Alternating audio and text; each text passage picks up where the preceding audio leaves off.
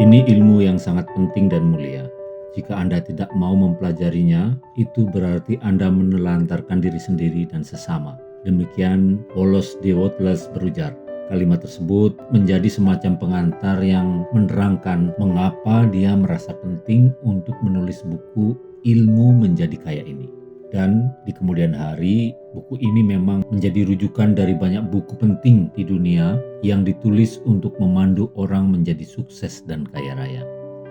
Paparan ini adalah versi ringkas dari buku aslinya yang ditulis dengan sangat seksama oleh salah satu penulis terbaik Indonesia, A.S. Laksana. Pada episode ini, kita membahas dua hal, yakni tentang hak untuk kaya dan ada ilmu menjadi kaya.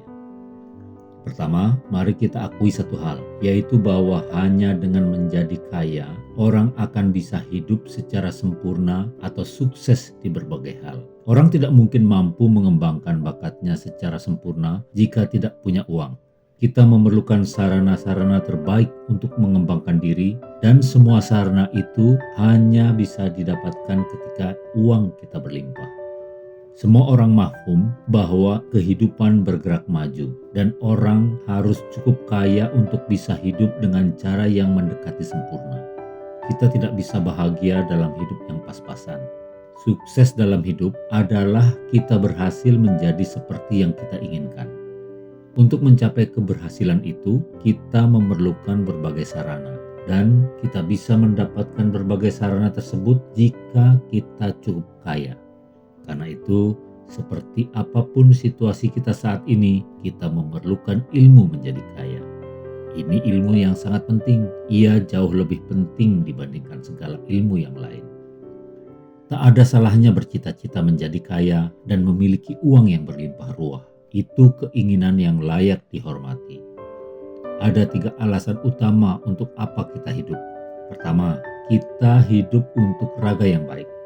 Kedua, kita hidup untuk pikiran yang baik. Ketiga, kita hidup untuk jiwa yang baik. Masing-masing sama nilainya. Dan ketiganya harus sama-sama baik. Tidak benar jika kita hanya hidup demi mendapatkan kepuasan jiwa tetapi menelantarkan tubuh dan pikiran. Tidak benar juga kita mengutamakan kecerdasan pikiran tetapi menelantarkan jiwa dan raga.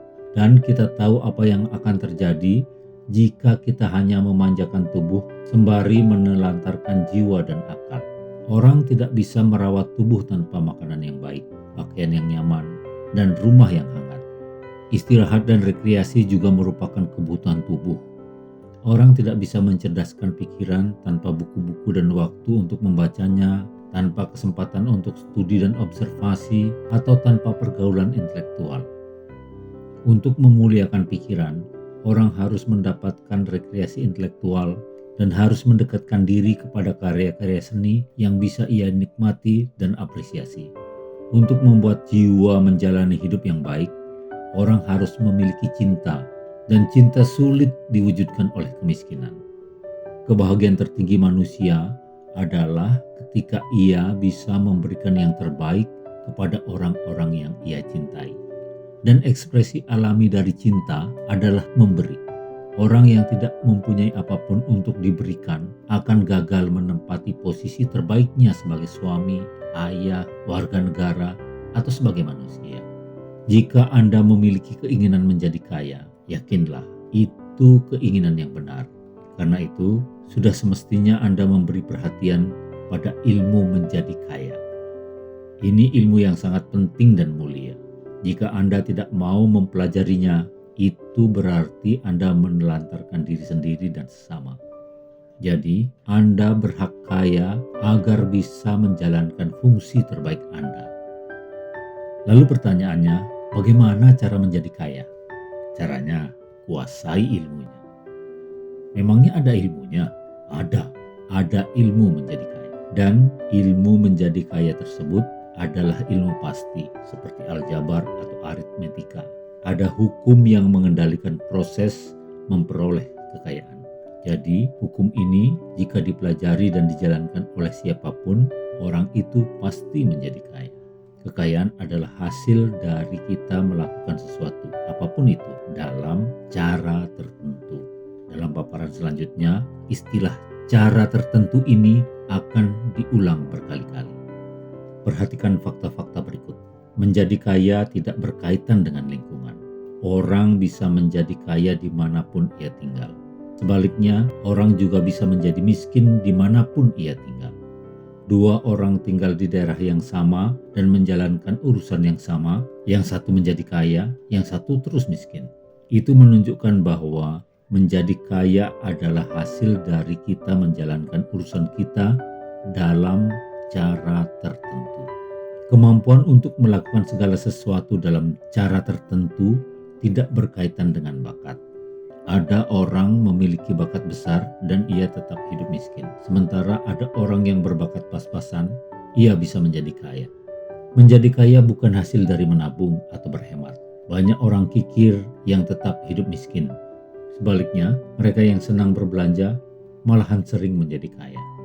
Dari semua itu kita bisa menyimpulkan bahwa menjadi kaya adalah hasil dari melakukan segala sesuatu dalam cara tertentu.